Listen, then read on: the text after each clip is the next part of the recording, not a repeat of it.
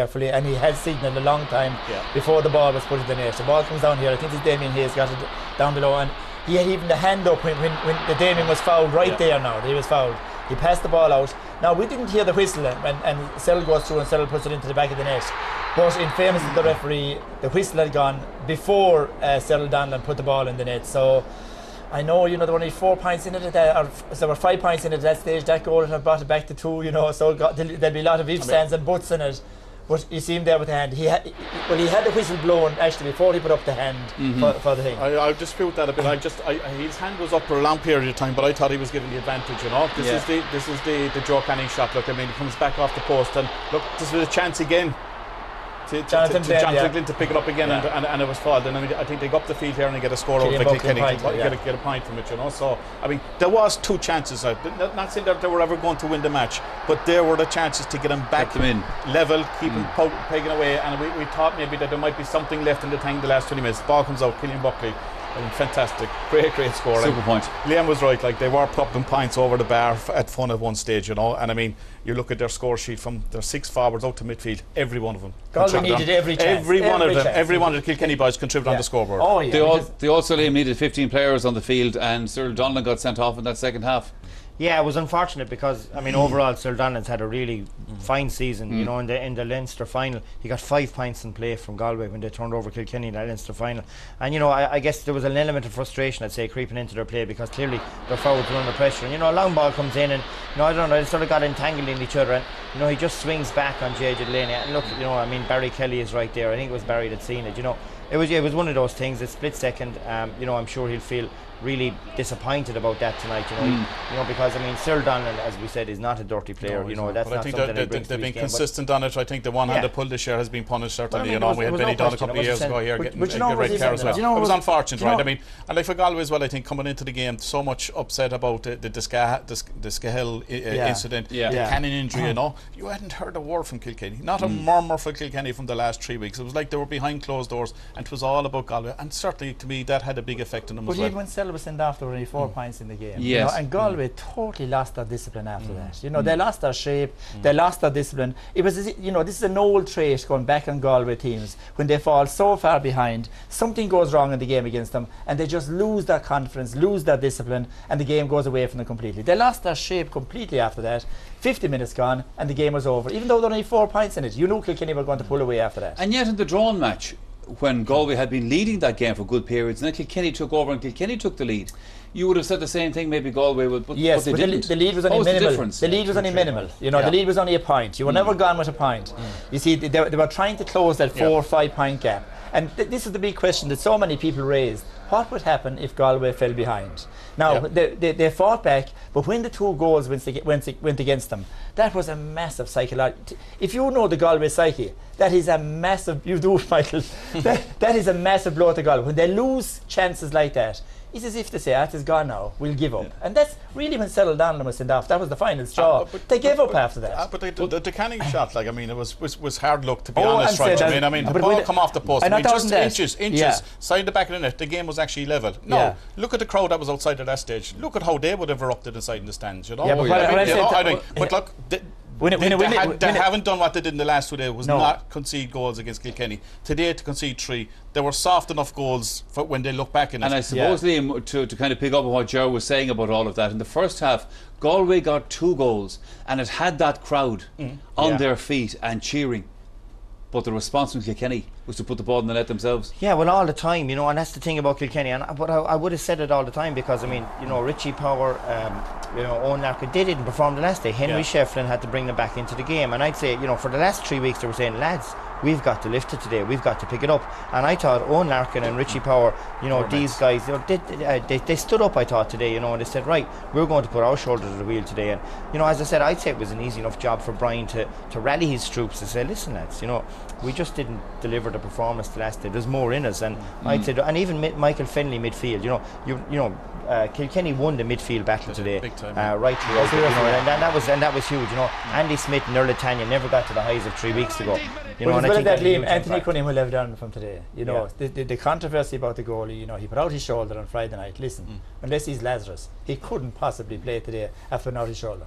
Even in the very first minute, remember the first ball he blocked down here underneath us? He couldn't even pick it up with his shoulder. He had to kick it out over the sideline. You knew he was gone straight away. Now, what kind of a fitness test allowed him? You know, a player wants to play, but a manager must decide whether he plays or not. So James shouldn't have started the game today. Fergal Flannery should have started to have given a bit more security at the back. At least he, you know, I know his puckouts were fine, but James just couldn't get to the ball. And even that first goal that went in, you know, he'd have caught, normally James would have caught that. It was straight at him. He batted out Richie Power, and it was a massive psychological blow because they were after getting 2 goals. Now Kilkenny were back in the lead again, and it was going to be very difficult to rein them in.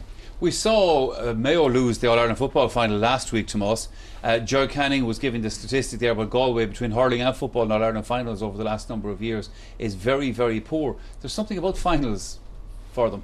There is, Michael, there is, and no matter what you say, I mean, they're not easy to win. They're very, very hard things to win, and these guys will be testament to that as well. I mean, as a player myself, right, I've won some, but I've lost some as well, you know, and they certainly hurt, you know. And I mean, there will be a lot of hurt in Galway tonight. There's no doubt about this. I mean, the crowd have taken to this team. I mean, the amount of Galway people that we saw outside this ground coming up towards the match, right? They certainly came up with high hopes. But I mean, at the end of the day, if there's anybody else bar Kilkenny, I mean, we would have been predicting maybe Galway winning the match today, but it was the Cats, it was Kilkenny. They don't do nice things, they don't do niceties, they don't give it chances. And to the last final ball that was up in the corner there, and time was up, they were still chasing it down. They still wanted the block, they still wanted the hook, and they still wanted the score. And I mean, Galway, right, I mean, you look at it, I mean, they're a young side, right? They've had their minor success, they've had their under 21 successes, and we've said about this in the past. What they need now is continuity and a bit of consistency. The 15 that are there are a very, very good team.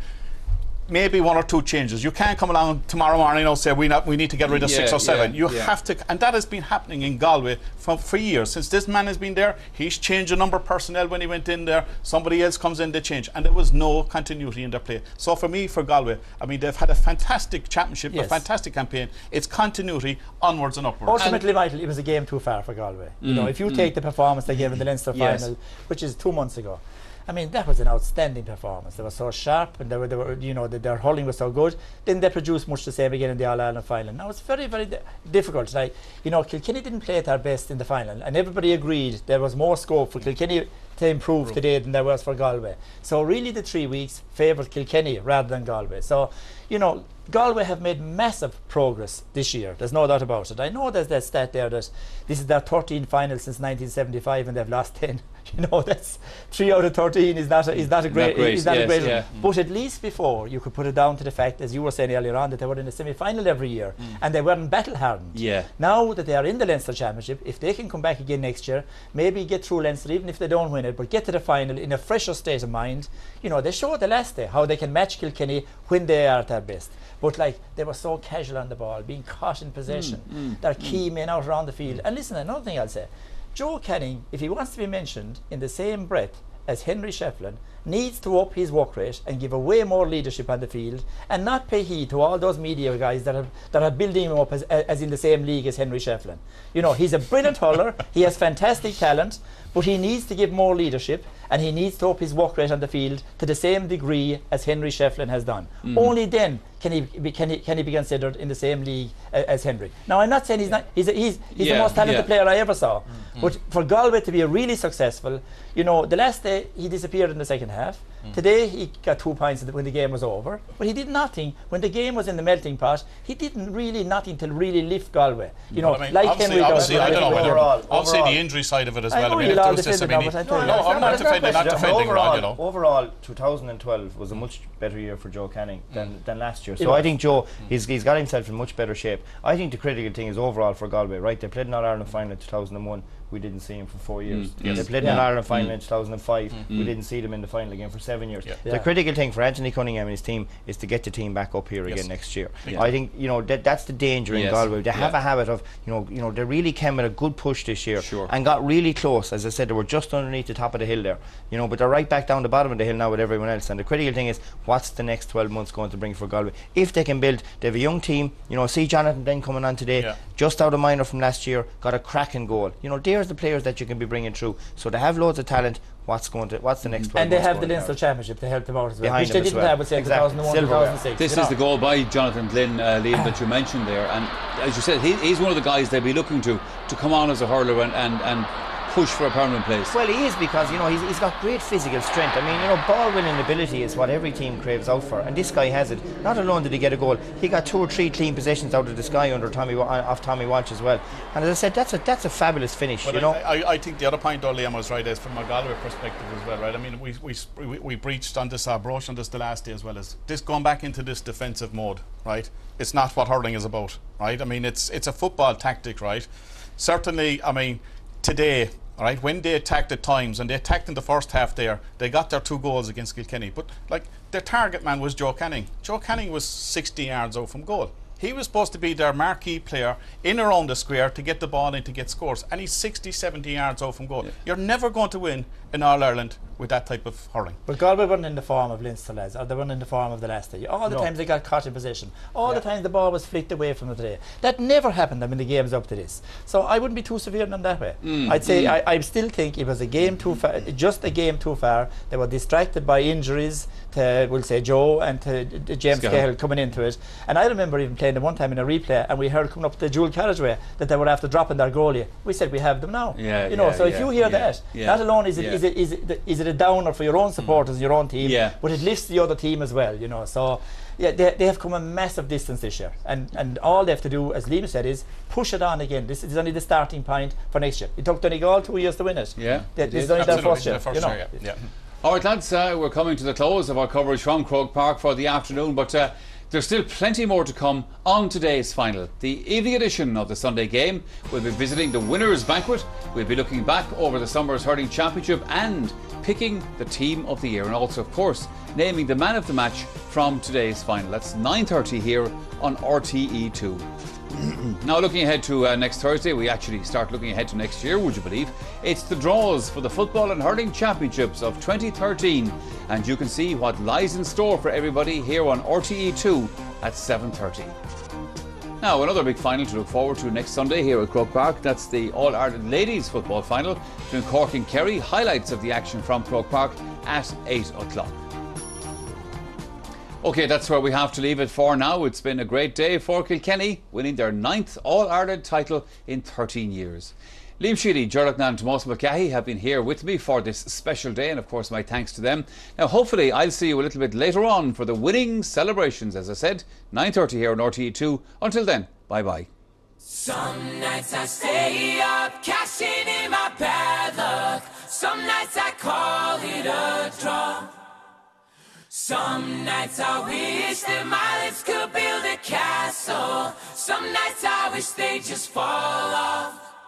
But I still wake up, I still see your gospel. Lord, I'm still not sure what I stand for. Oh, what do I stand for? What do I stand for?